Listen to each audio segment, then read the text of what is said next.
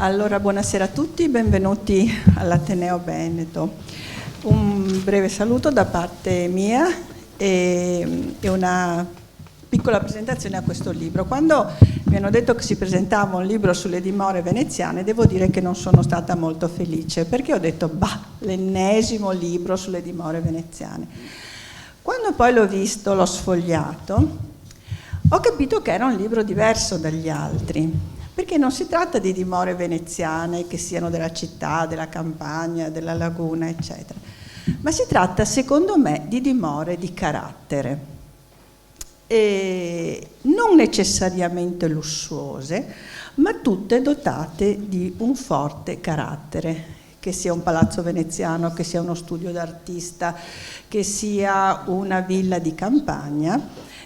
Sono tutte connotate e soprattutto l'altra caratteristica che io ho notato, sono amate e vissute dai loro proprietari, e anche questo fa la differenza. Quanti palazzi abbiamo a Venezia con le imposte chiuse, lasciati andare? Queste invece sono dimore amate e dimore vissute, tanto è che l'altra caratteristica che segue il libro è quella delle cucine di queste case, e quando si fotografa una cucina e una cucina è attiva, vuol dire che qualcuno ci vive, e anche questo fa la differenza.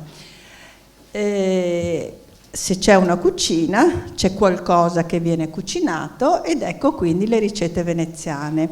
Ringrazio chi ha provveduto a scriverle, perché anch'io, che non sono una grande cuoca, leggendole ho deciso che mi cimenterò, perché alla fine la cucina della tradizione veneziana è una cucina molto semplice e anche molto saporita.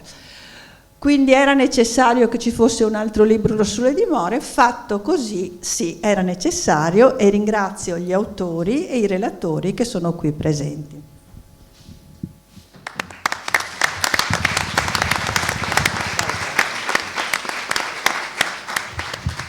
Buongiorno a tutti, io sono Alessandro Zangrando, giornalista del Corriere del Veneto. Al centro dell'incontro di oggi c'è il libro L'arte di vivere a Venezia. L'autore è Toto Bergamo Rossi, pubblicato da Marsilio, prefazione di Jude Law, quindi insomma un nome che un po' parla al mondo. Accanto a me c'è Lidia Fasoli, giornalista, che ha pubblicato diversi volumi per le edizioni Duchenne nell'ambito del tema lifestyle, gastronomia, tra cui Casanova, un goloso libertino. Alla mia destra c'è Marco Vidal, imprenditore veneziano del settore della profumeria, con l'azienda di famiglia Mavive. Ha fondato poi il marchio Merchant of Venice e recentemente, fra le sue attività, anche ha aggiunto quella di titolare della Libreria Studium di Venezia, che tutti noi veneziani conosciamo per esserci passati almeno una cinquantina di volte nella nostra vita. Ancora alla mia destra Alessio Carbone, originario veneziano, fra l'altro, cosa che io non sapevo, ma è una delle tante cose belle che si scoprono in questi incontri.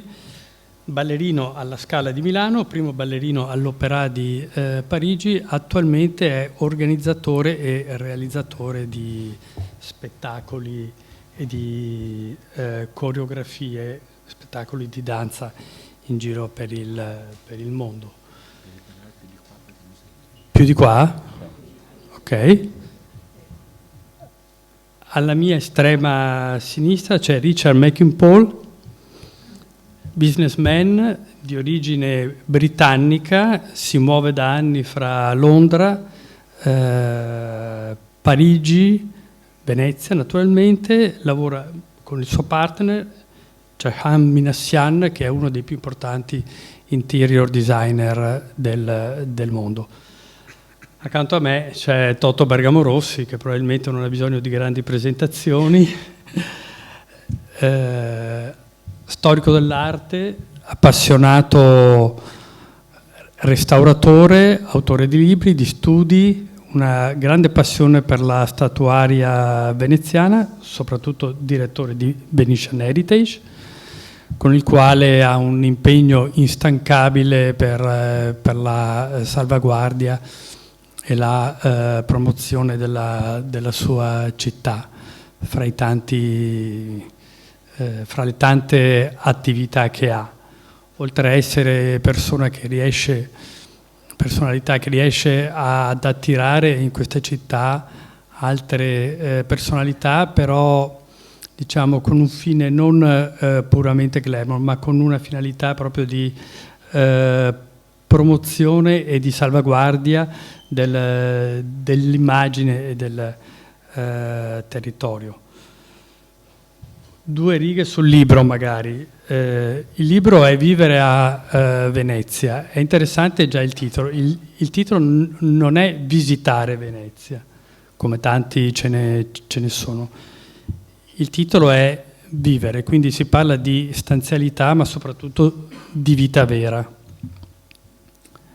Lui apre le porte di moltissimi palazzi, senza dubbio interessantissimi, come ha accennato la presidente dell'Ateneo Veneto,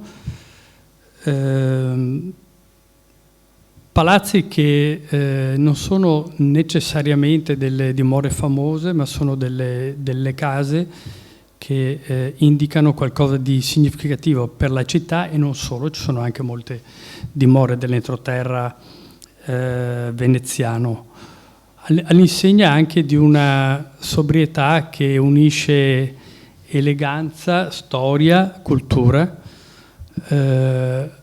La cosa che mi è piaciuto di più è che nel libro non ci sono esseri umani, ci sono soltanto gli interni, persone, non ce ne sono. Questo per mettere l'attenzione anche sugli spazi e non sul protagonismo. Questa è... Infatti Jude Law nella prefazione, breve ma significativa, c'è un elemento che comunque risalta, che è lo stupore che ha provato di fronte a questi luoghi, che mescola uno stile che però non è uno stile superficiale o di una effervescenza glamour, ma è di una sostanza storica importante. Il libro, oltre a presentare questi luoghi, queste dimore bellissime, è accompagnato da alcune ricette di piatti fotografati da Marie-Pierre Morel. Fra i palazzi c'è Kazen, Palazzetto Duodo, e poi dopo ci sono una serie di ricette interessantissime. Alcune per noi magari possono essere note, però secondo me molte sono state anche dimenticate e comunque sono passate un po' nel dimenticatoio a favore di una mainstream nella cooking art, che le ha fatte passare un po' in secondo piano, dalla Mafalda con le cicale ai granchi alla veneziana, per dirne 2 che io comunque non saprei minimamente ricreare. Detto questo, passo la parola a Toto, innanzitutto, per chiedergli un po' se questa sua battaglia anche per il senso di vivere a Venezia ha ancora senso e come la vuole portare avanti. Grazie. Allora, Presidente, buonasera amici, buonasera a tutti. Mi sentite? Sì. Desidero ringraziare innanzitutto Lidia, che è una vecchia amica, la quale ha fatto almeno 11 o 12 volumi dedicati all'arte di vivere. ha fatto dai ricettari recuperati dai carnet di Monet a Giverny, alla cucina del Gattopardo in Sicilia, la cucina di Rossini a Parigi, insomma ha fatto dei libri meravigliosi. È veneta, sposata in Francia da molti anni e ritornata a Venezia da qualche anno, e con la quale da ragazzino collaborai con lei perché mi chiese di aiutarla nel fotografare uno dei suoi volumi che si chiamava La cucina di Casanova. E all'epoca con la mia barchina portavo in giro Lidia con queste matasse di argenteria, di piatti, di arrosti, di bolliti da fotografare in varie case che alcuni amici ci avevano prestato. Quindi la nostra amicizia nasce molti anni fa, e poi mi chiese di collaborare per questo volume che uscì in Francia 5 anni fa per poi essere pubblicato da Marsilio Editori, saluto Emanuela che è qui davanti, e da Rizzoli International in Inghilterra e in America, quindi con anche grande sorpresa, un libro che ha avuto molto successo, anche perché è stato fatto appunto, è un libro fatto da amici e tra amici, e per questo che volevo prima di tutto ringraziare, c'ho la lista, ok, grazie a lei, volevo ringraziare gli amici che ci hanno aperto casa, e che non solo ci hanno aperto casa, ma ci hanno anche cucinato, ci hanno raccontato qual è la ricetta preferita della zia, oppure quella che la moglie la fa meglio. Ecco, a casa mia ha cucinato lei, perché io non so fare neanche un uovo. Quindi desidero ringraziare Andrea Chiarigaggia, che ci ha fatto una tavola meravigliosa e delle ricette, devo dire, favolose. Poi la famiglia Ancillotto, e poi desidero ringraziare la famiglia Frigerio Zeno per Palazzo Zen, per Palazzo Mocenigo Enrique Perez de Guzman, Palazzetto Duodo Mimi e John Todd Hunter, per Palazzetto Contarini Querini il cugino Giovanni e Margherita Socol, per la Valle di San Leonardo la famiglia Joy, che è questa valle molto bella, una valle da pesca, per la Casa Baslini a Torcello Angelica Baslini, per Villa Cittadella Vigo d'Arzere Valmarana, Barbara Valmarana, che ti vedo lì in fondo, grazie, per Villa Bon Tessier e la famiglia Tessier Ceccato, Giorgio, grazie, e per la Villa Foscari, Tonci e Barbara Foscari, che ci hanno aperto soprattutto le parti di Malcontenta non accessibili al pubblico, visto che loro tengono aperta questa casa, che più che una casa è un gioiello architettonico di Palladio, e Barbara ha condiviso con noi dei piattini meravigliosi. Quindi grazie a voi tutti. Io mi sono occupato appunto della parte architettura, quindi descrizione delle case, e di indirizzare la fotografa, che era francese, magari conosceva altre cose rispetto a quelle che conosciamo e apprezziamo noi, e poi Lidia si è scatenata invece cercando di estrarre ai vari proprietari amici delle ricette molto speciali. Quindi anche questo fa parte un po' della mission che ha la fondazione, che ho l'onore di dirigere, che quindi è di trasmettere soprattutto l'eredità che abbiamo, una eredità anche dell'arte di vivere, appunto, che, come diceva il Presidente, è vero che la cucina veneta è semplice, però è buonissima. Passo la parola a Lidia. Lidia, sì.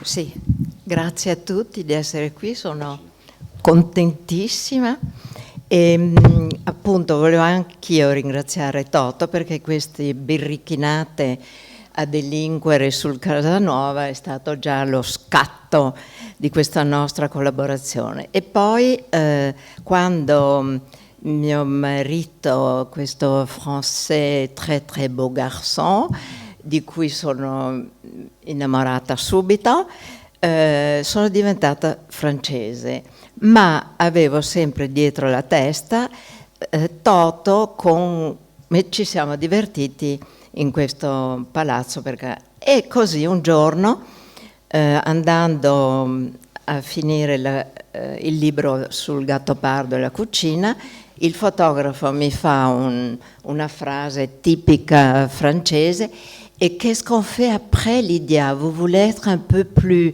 moins styliste, un peu plus fantasiste. Io mi vivevo già molto fantasista a continuare a stare con sto fotografo che era molto cattivo con me. Però ho detto, a Venise, e l'ho buttata giù. Toto in quel momento stava mettendoci a posto la casa e ho detto, ma perché non facciamo un libro sulla cucina veneziana? E da lì abbiamo avuto un'idea, appunto. Quello che volevo solo dire fra parentesi, che vi ringrazio di essere tutti qui, che io ormai mi sento molto parigina, ma stasera mi sento finalmente di nuovo a casa, tra parentesi.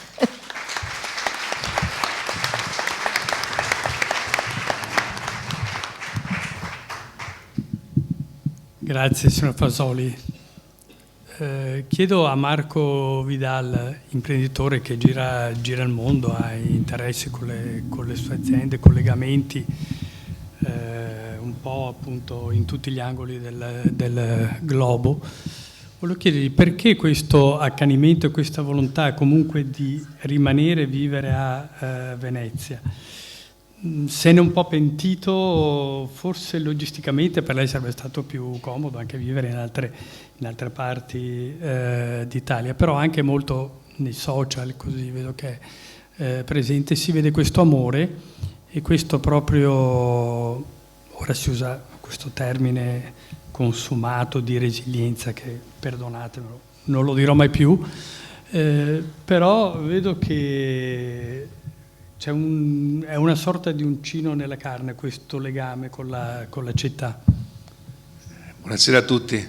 No, effettivamente anche la voglia di portare questo libro questa sera è spinta appunto da questo straordinario vivere a Venezia che Toto Bergamorossi e Lidia Fasoli presentano molto bene e peraltro in quanto oggi appunto anche libraio è uno dei titoli che noi vendiamo di più e quindi anche con orgoglio proponiamo a un pubblico nazionale e internazionale una immagine di Venezia, di una Venezia di un vivere straordinario che è unico e inimitabile, che non può essere portato in un altro luogo, perché ovviamente qui trova delle condizioni, un ambiente, una sorta di micrometropoli ancora oggi viva, attiva, che ha un grandissimo potenziale e soprattutto un carattere fortissimo. Io sono nato a Venezia, ma per lavoro appunto la mia attività prevalentemente è un'attività che si svolge fuori da Venezia e si svolge in ambito internazionale, perché anche proprio come nostra presenza più dell'80% della nostra attività è svolta al di fuori dell'Italia. E quindi per un imprenditore oggi vivere a Venezia, nel centro di Venezia, chiaramente soprattutto per un imprenditore come me viaggia, il 40% del mio anno comunque è fatto di viaggi, di spostamenti e il restante comunque la sede della mia azienda chiaramente è fuori Venezia, vicino all'aeroporto di Venezia. E si direbbe appunto che in qualche maniera è un ostacolo vivere a Venezia. In realtà certamente ci sono delle scomodità, certamente ci sono anche degli svantaggi nel vivere in una città comunque complicata, complessa, dove la convivenza con il turismo diventa quasi soffocante e diventa sempre di più soffocante, dove comunque l'aspetto e la caratteristica del vivere veneziano spesso non è compresa al di fuori della nostra città, ancora di più al di fuori della nostra Venezia, anche nel nostro comune non viene apprezzata come dovrebbe e sostenuta. Ma dall'altra parte mi ripaga tantissimo, perché devo dire anche lo sforzo di tornare ogni sera, fare ponti, portare valigie, tutto comunque è uno stacco da parte di una realtà che è quella dell'imprenditore, quindi un imprenditore stressante, un lavoro stressante, no? Entrare in una dimensione come quella veneziana mi aiuta moltissimo a gestire il mio lavoro, mi aiuta moltissimo negli spunti, nelle idee, e poi mi aiuta anche nel propormi nel mondo, perché col progetto The Merchant of Venice, per esempio, abbiamo recuperato questa storia vera della profumeria veneziana, ma è una storia che poi ci ha aiutato moltissimo a presentarci nelle più importanti profumerie del mondo, nei department store, da Harrods a Selfridges nel mondo, e essere riconosciuti immediatamente portatori di un valore importante e di un nome, quello di Venezia, che è straordinario e riconosciuto.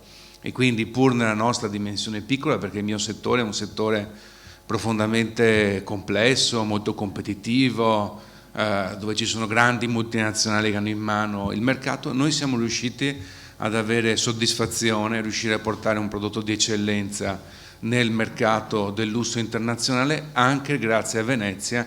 E proprio per questo motivo che io ci tengo sempre a unire il mio lavoro alla passione di restituire qualche cosa alla città e di soprattutto presentare la mia città per le sue caratteristiche uniche, inimitabili. Grazie Marco.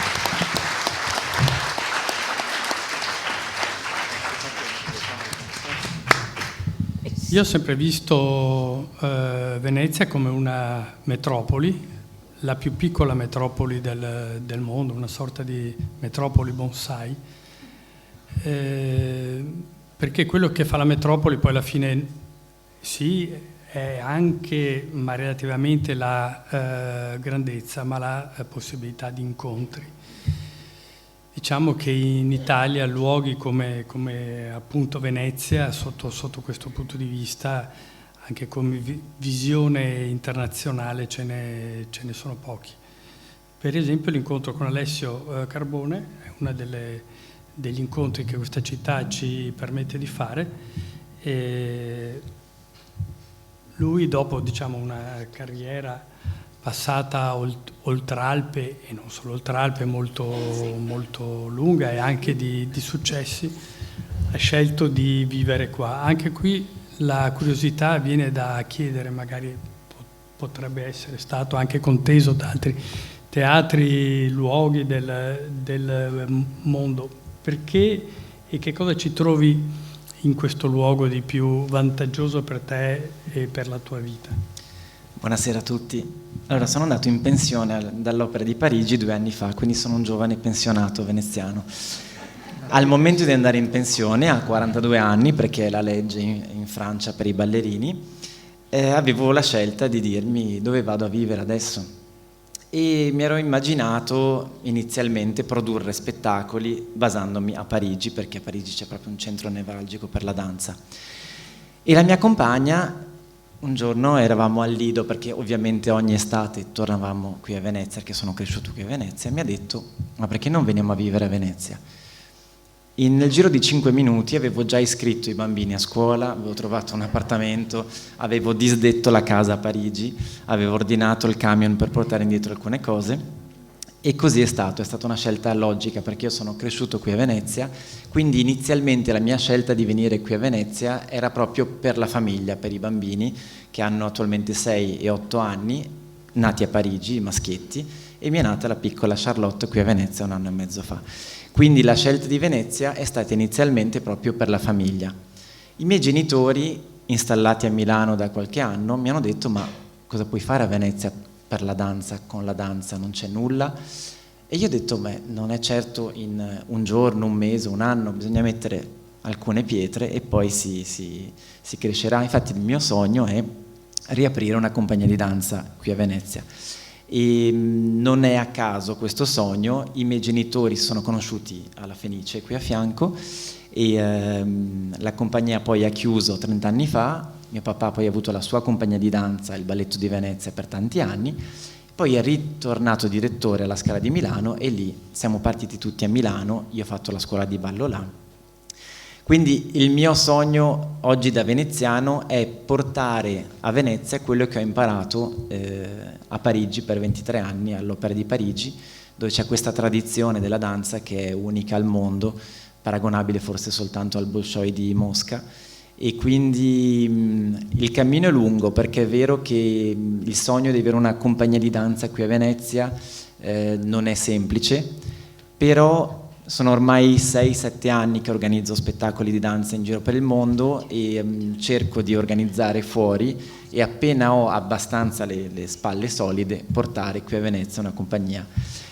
Per me vivere a Venezia è stato semplicemente la scelta ovvia, e ogni tanto sento le persone che mi dicono: che coraggio che hai avuto di tornare a vivere a Venezia. E invece io penso che sarebbe stato quasi più coraggioso rimanere a Parigi, con tutte le difficoltà di una grande metropoli, soprattutto con 3 figli. Per me vivere a Venezia è semplicemente essere in contatto costante con la bellezza e l'ispirazione. quindi non lo insegno certo a voi che vivete già a Venezia, però per me avere vissuto 23 anni in un teatro come l'Opera di Parigi, dove passavo più o meno 10 ore al giorno in questo teatro, dalla mattina alla sera, immerso nella bellezza, smettere di ballare è stato un momento difficile, quindi passeggiare nelle calli veneziane e relazionarmi con la tradizione veneziana è per me la conseguenza logica della mia carriera di ballerino lì all'Opera di Parigi. E non c'è dubbio che Venezia ha ispirato grandissimi artisti nella storia della sua città. Per me personalmente quello che mi ispira di più, che non avevo per niente a Parigi, è passeggiare per Venezia e incontrare le persone che da 2 anni a questa parte ho incontrato oppure ho ricollegato con i miei compagni di scuola, e questo per me da parigino, anch'io mi considero un po' parigino, questo era totalmente assente. Io facevo casa, teatro, ballavo tutto il giorno, me ne tornavo a casa, ma questa relazione e questo confrontarsi con gli altri, con le mamme della scuola, con le nonne, i nonni, proprio con questa venezianità che la sento proprio e mi ispira, e non ho voglia proprio di muovermi. Quindi io spesso viaggio per lavoro, perché organizzo spettacoli. Un po' come Marco sono sempre un po' all'aeroporto, e è vero che a volte prendo sempre l'aereo delle 6 del mattino che arriva a Parigi molto presto, così poi faccio tutti i miei appuntamenti e faccio la mia passeggiata, tutte le zattere, alle 4:30, senza incrociare nessuno, in una Venezia che è di una tale bellezza e mistero che veramente penso che non mi muoverò più a meno che non mi venga proposto, non so, il contratto del secolo all'Opera di Parigi.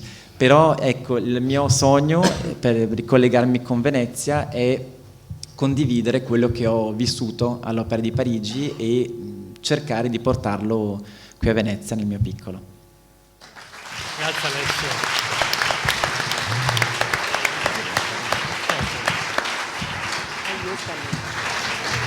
Ecco, Toto vuole aggiungere una cosa subito. Ecco, l'ho trovata.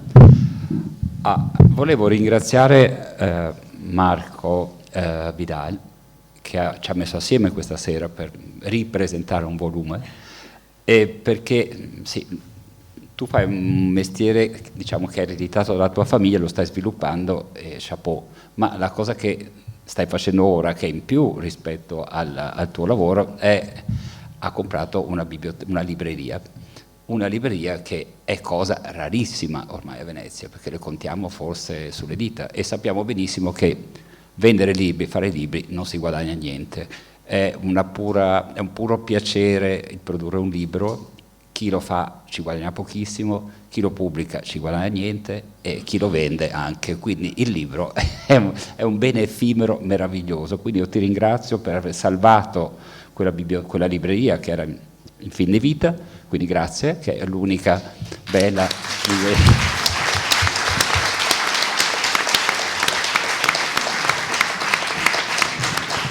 Perché anche questa è un'opera di salvaguardia della vita di tutti i giorni, avere una bella libreria d'arte dove andare a comprare un libro. E sorrido guardando Emanuela, la quale continua a produrli e non fa una lira, ma bravissima. Grazie. Grazie Toto, d'altra parte è anche veramente un piacere essere riusciti a rilanciare questa libreria che sta andando molto bene adesso, e poi è uno stimolo, ma anche, voglio dire, personalmente. Chiaramente non sono del settore, non mi sono mai occupato di libri, ma è stato un arricchimento personale, e lo è in continuazione, perché il settore librario chiaramente è uno dei settori più interessanti, dove tutti i trend, questa poi è una libreria internazionale, quindi arrivano, e mi arrivano anche a me ovviamente, tutti gli spunti da tutto il mondo, e questa libreria San Marco è anche un punto dove passa il mondo. E quindi grazie ai miei librai, che in parte sono anche qua, no? Ovviamente c'è questa interazione che è assolutamente ricca anche per me, per avere uno sguardo sul mondo di contenuti, di bellezza ancora una volta, e anche poi di promozione della cultura in generale. Grazie Marco.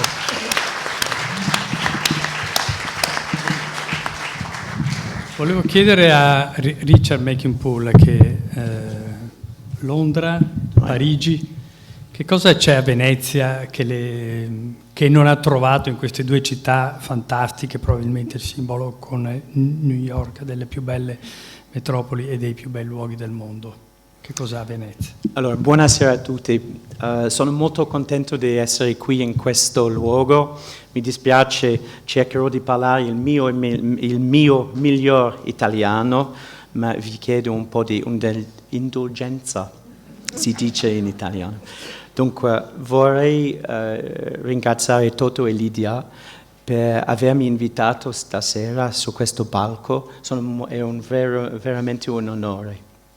Sono molto contento di vedere anche tutte queste persone. È la prima volta che parlo in pubblico in italiano, dunque un po' difficile, devo dirlo.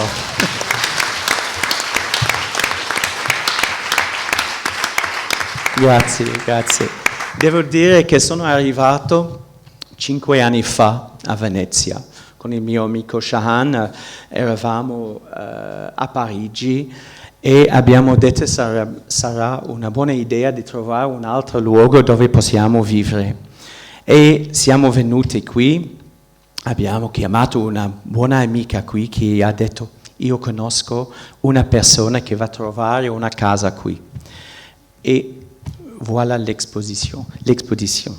Siamo venuti qui e abbiamo trovato una casa e poi avevamo molti amici italiani qui, ma non sapevo che la gentilezza dei veneziani sarà così.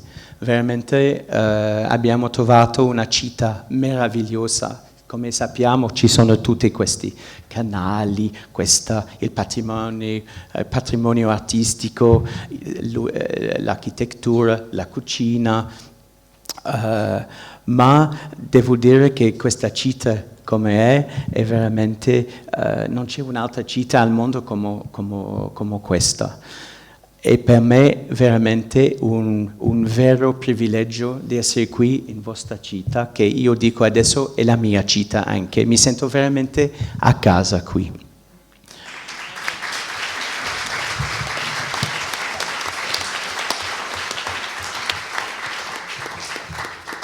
Dunque volevo dire che veramente 5 anni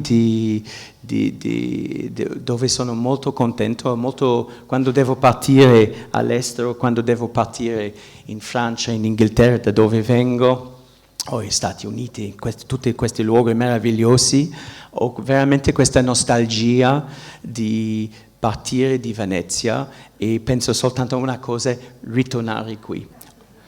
Ho molti amici internazionali che sono venuti dopo con noi e loro hanno preso anche case qui, hanno trovato le case e loro dicono esattamente la stessa cosa. Veramente abbiamo una città meravigliosa. Che posso dire di più? Mi dispiace, forse ho parlato un po' troppo, ma... No, anzi, hai parlato poco. Dunque...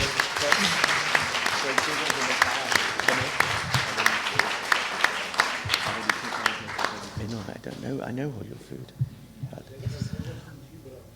Sorry. Yes, of course. I'll say. Can I speak in English a little bit, or do you want to have an English lesson?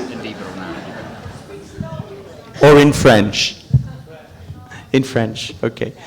Donc je dois dire que je suis vraiment, voilà ce magnifique livre. Je dois dire que je suis ravi de connaître ce livre. Je sais qu'il y a beaucoup de livres qui sortent. Ce livre, celui-ci de Toto et de notre chère Lydia, fait sensation et je suis vraiment ravi.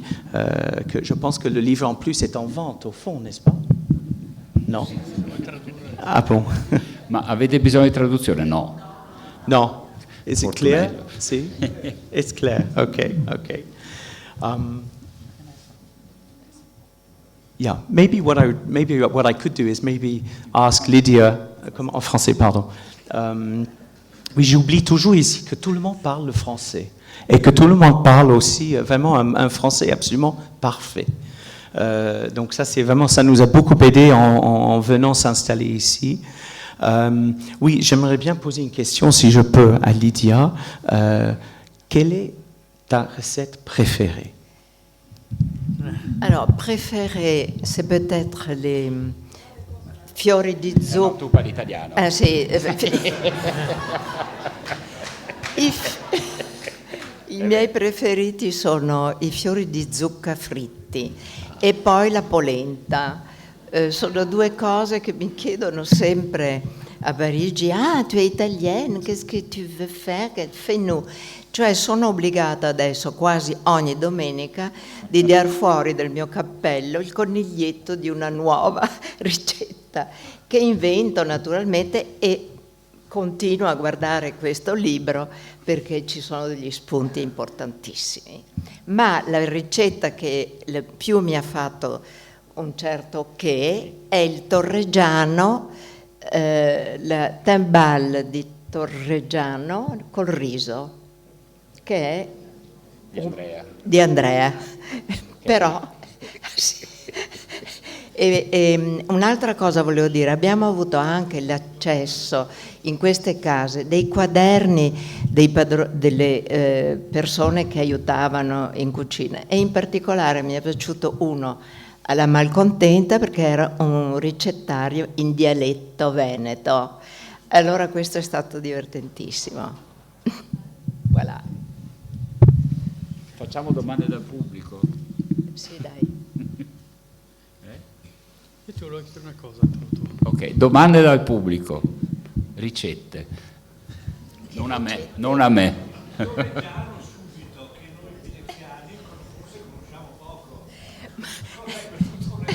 Questo torreggiano è un piccione, e in casa Gaggia c'era una cuoca bravissima che deve ordinare il piccione, che lo tagliano bene, cioè, dopo si fa venire con la cipolla eccetera, e a parte il riso si può cuocere un po', poi si mette il torreggiano, il riso e la forma, e quando l'abbiamo messo in forno, mi pare, sì, è venuto fuori ed è esteticamente molto bello, perché sembra un dolce quasi, ma quando ho letto piccione, torreggiano. Grazie a lei, grazie a voi tutti. Brava Lidia. È vero, oltretutto. Io volevo chiederti una cosa, Toto. Abbiamo... No ricette. No, non ho ricette, no. Casomai dopo alla fine magari ci dici qual è la tua preferita, in cauda. Sì. Okay. Allora, abbiamo definito insomma questa vita in questa enclave di bellezza che è senza dubbio Venezia, però non possiamo non ricordare il tuo impegno anche a sollevare alcuni problemi che ci sono in questa città, con articoli, interventi, eccetera. Allora, senza magari entrare nel fuoco delle polemiche o approfondirle, cos'è che rende invece difficile vivere a Venezia? Moltissime cose. No, primo cucinare per me è difficile. Comunque ho le ricette, sì, sono aiutato. Una delle grandi difficoltà l'abbiamo fatta a secca con un colpo di grazia nel luglio 2021, ovvero le grandi navi non passano più. Quella per me era una grande difficoltà e non le vediamo più, e quindi già quello una difficoltà in meno. Poi io sono propositivo e ottimista, quindi vado a scalare, quindi quella è una delle migliori. L'altra, spero che prima o poi faranno finalmente il controllo dei flussi turistici, ma non con quello che hanno proposto la nostra amministrazione. Grazie. Magari, sì, è dovuto un incontro su questo argomento, che non è, il problema non è la tassazione o quanto chiedere, perché anche se chiedi 10 euro alla stazione a Piazzale Roma, se uno arriva a Venezia li paga e entra, quindi il dissuasivo in soldi non cambia assolutamente nulla. Bisogna intanto iniziare a far prenotare obbligatoriamente i gruppi, almeno quelli, così almeno abbiamo un filtro e li spalmiamo durante l'anno. Io dico sempre da anni che dico è necessaria una cabina di regia, ma questa sconosciuta non viene mai fatta. Quindi continuiamo a vivere una Venezia piccolissima, molto internazionale, ma fatta di piccoli feudi che non comunicano tra loro. Un domani forse riusciremo a parlarci. E altra battaglia che mi sta molto a cuore è il bed and breakfast, Airbnb, che è noto che farli secchi. Oppure un periodo molto lungo di permanenza. Beh, in città a New York l'hanno fatta, cioè hanno risolto il problema, ma già 15 anni fa c'era ancora il sindaco Bloomberg e le union dei proprietari di alberghi andarono dal sindaco dicendo beh, se voi continuate a lasciare la possibilità di fare questo tipo di affittanze, noi chiudiamo gli alberghi. A livello, appunto, la legge in America è diversa dalla nostra, quindi gli sarebbe stato possibile, e hanno subito regolamentato la cosa mettendo un limite di 3 mesi come minima affittanza, e quindi hanno fatto fuori il mercato. Qui siamo un po' in alto mare e continuiamo, come noto, a avere ogni giorno decine di veneziani che purtroppo non possono più abitare qui. Quindi salviamo i monumenti, ma vogliamo salvare anche i nostri cittadini.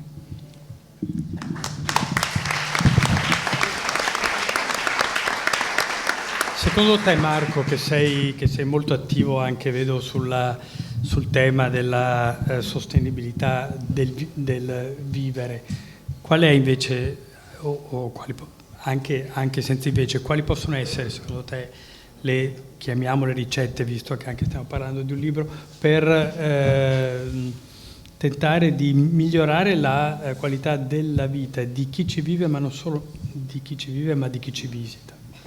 Beh, sicuramente bisogna creare le condizioni, quelle che Toto Bergamo Rossi ha citato prima sono delle precondizioni necessarie appunto per un rilancio di una città che può avere appunto un potenziale internazionale. Ovviamente deve puntare su che cosa? Su un'economia che non può essere una monocultura. L'economia non per forza deve essere nella città di Venezia, ma può essere un'economia estesa grazie a dei sistemi di trasporto che possono collegare le persone che vivono qui a Venezia in maniera facile, non solo fisicamente ma anche attraverso la tecnologia, a un mondo economico vasto. E ovviamente poi l'aspetto fondamentale, che è quello della residenzialità, che come diceva appunto Toto, no, in questo momento particolare purtroppo, quindi dopo gli anni del Covid, che hanno bloccato ovviamente anche il fenomeno del turismo di massa, però è ripartito in maniera incontrollata. Io mi trovo con tanti collaboratori che pure vorrebbero vivere a Venezia, anche con, voglio dire, non stipendi certamente da fame, stipendi medio-alti, che fanno una difficoltà assoluta a trovare abitazioni in questa città, perché il mercato residenziale è stato completamente portato via da quello dei bed and breakfast, e questo non va bene, serve una reazione ovviamente.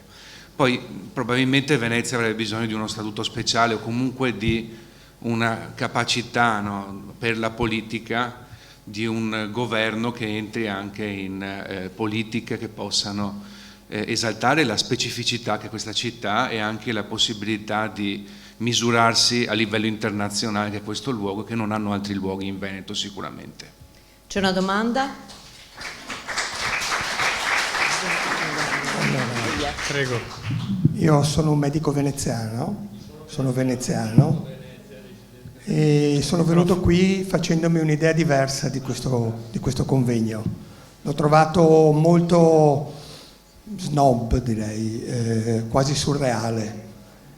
Avete parlato di cose di un'elite, di un piccolo gruppo di persone che pensano che Venezia sia loro, che pensano di poter gestire Venezia secondo quello che è loro, mi sarei aspettato qualcosa di diverso sull'arte di vivere Venezia. 66 anni che vivo a Venezia, ho cominciato, eravamo 150.000, tantissimi giovani, ok? La città è cambiata, l'elite, snob, quelli di cultura, eccetera, eccetera, parlano, ma non l'ho visto neanche oggi nelle domande, nelle risposte. Abbiamo finito con un francesismo, cioè perché? Ma perché questo è un coffee table book, non è un libro scientifico. È un libro di ricette di case. Stiamo parlando di Venezia. Ho capito, ma bisogna essere attinenti alla presentazione del giorno. In caso faremo altri incontri, come ha detto la Presidente prima, parleremo un'altra volta di argomenti che ci toccano più da vicino. Surreale. Comunque ne stavamo parlando, se permette, stavamo approfondendo l'argomento. Infatti io mi ero alzato prima che non magari non mi hanno dato la parola. No, appunto, lasci il tempo magari di svolgersi, no? E se ha delle domande le può porre senza dover per forza fare queste affermazioni così una polemica trascianti. Secondo me è surreale, perché il tema non era come salveremo Venezia noi che siamo i superuomini, era una semplice presentazione di un libro di alcune personalità che si occupano di fare del bene per la città, nulla di più. Quindi non era un tema sui massimi sistemi e sul dare delle ricette infallibili per la città, e ascoltare secondo me non è mai una brutta idea, ecco.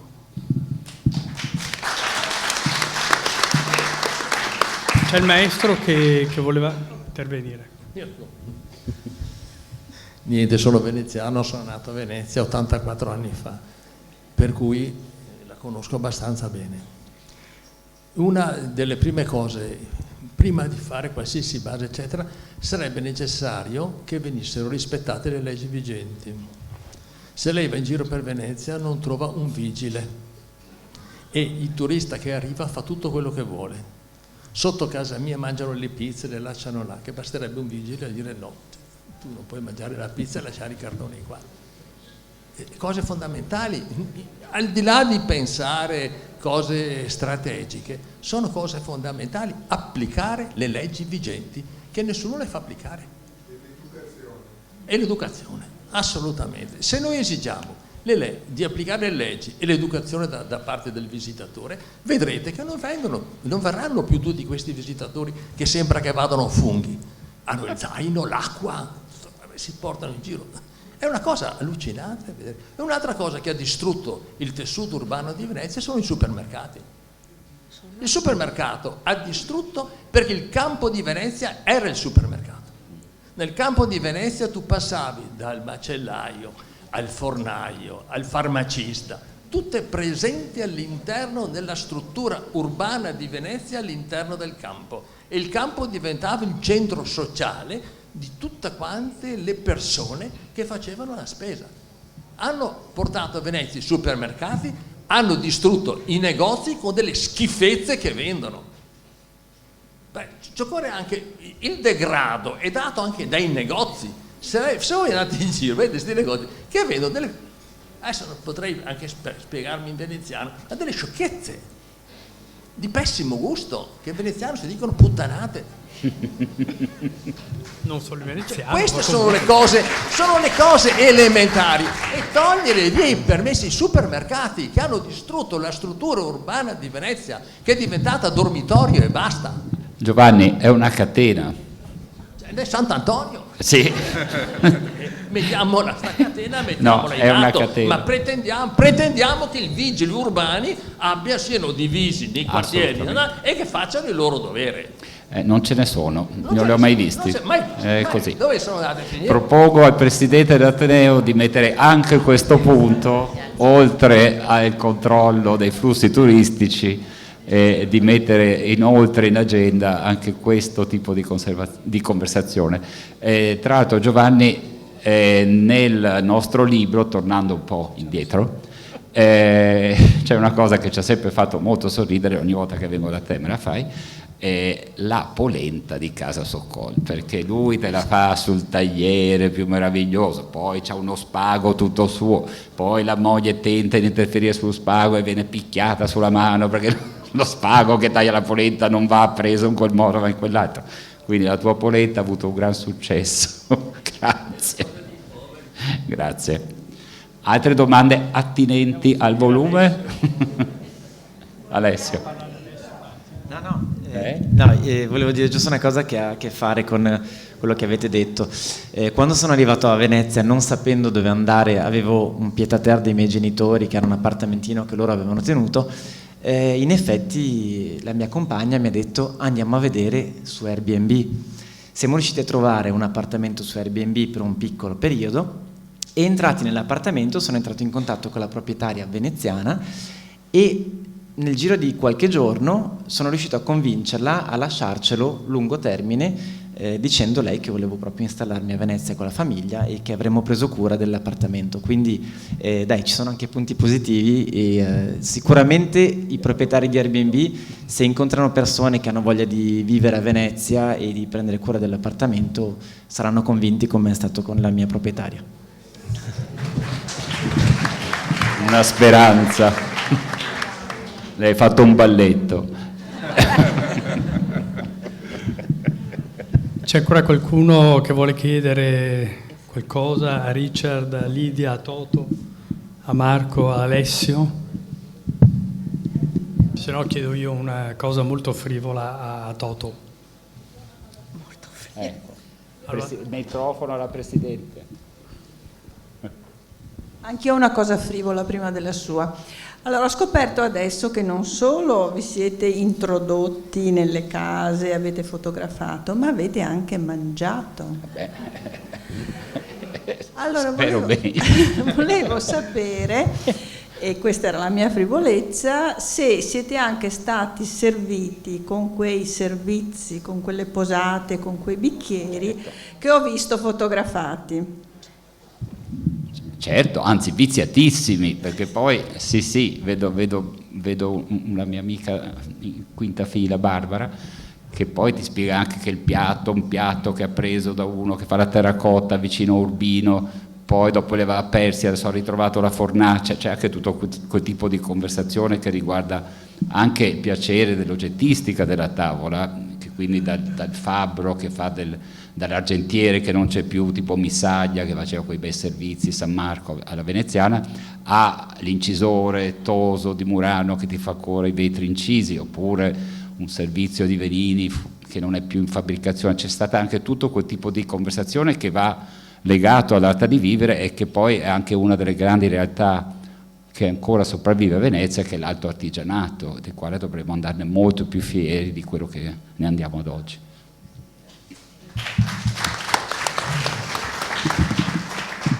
Io chiedo proprio una frivolezza. Arriva un tuo amico da Singapore, mai stato qua, non conosce Venezia, l'Italia, cucina eccetera. Qual è il primo piatto che gli fai mangiare?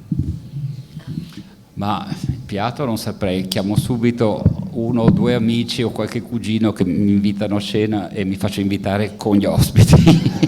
Quella è la cosa migliore. C'è soprattutto un nostro amico che ho visto in fondo prima, Andrea Chiari Gaggia, che ha una bellissima casa di fronte alla salute, e quella la chiamiamo ad esempio l'ambasciata di Venetian Heritage, perché ogni volta che abbiamo degli ospiti importanti ai quali poi dobbiamo chiedere un mega finanziamento, che ne so, per la Cadoro, per Palazzo Grimani, per la Basilica, per tutti i nostri cantieri, ovviamente viene impressionato da una bellissima casa con degli ottimi cibi, degli ottimi vini, dei bellissimi piatti, bicchieri e la salute di fronte. Quindi c'è anche quell'effetto che gli americani chiamano il wow effect, che però alla fine della cena la donation arriva. Quindi sì, c'è anche, direi che faccio così, no. Non mi dai un piatto, sono principe, ecco, vabbè. Ecumenico. Se dal pubblico c'è qualche altra domanda? Andiamo a bere. No, c'è Marco Vidal che deve fare un piccolo annuncio. Più che altro volevo ringraziare la Presidente dell'Ateneo Veneto, Antonella Baraggia, per l'ospitalità e per aver invitato la Libreria Studium a proporre non solo questo appuntamento, ma anche altri appuntamenti che si svolgeranno nei prossimi sabato. Quindi il prossimo sabato ci sarà la presentazione della nuova uscita di Gianni Dubini su Niccolò Mannucci, quindi un esploratore veneziano. Il sabato successivo avremo Antonio Scurati con il terzo capitolo di M, e poi invece il 21 dicembre avremo ancora Toto invece per la presentazione dei monumenti dei Doji, che verrà presentato qui appunto per la prima volta dopo che è stato pubblicato durante il periodo del Covid, è stato presentato alla Regione ma non aveva avuto ancora una presentazione così pubblica. E, in fondo alla sala trovate in vendita il libro L'arte di vivere a Venezia, insieme anche a una bellissima shopperina con l'immagine di Studium disegnata da un'artista veneziana che è in omaggio. E poi fuori appunto abbiamo preparato un piccolo rinfresco, siamo in tantissimi, spero che abbiano calcolato ovviamente sufficientemente per tutti.